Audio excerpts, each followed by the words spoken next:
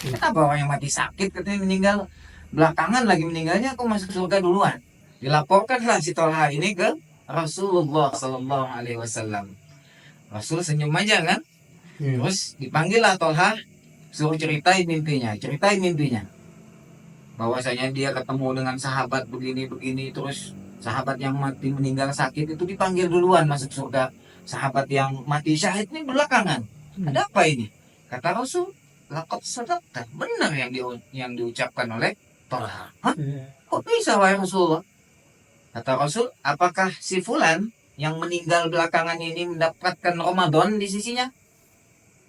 Jadi ternyata orang yang mati syahid ini tidak mendapatkan Ramadan 1 tahun ke depannya.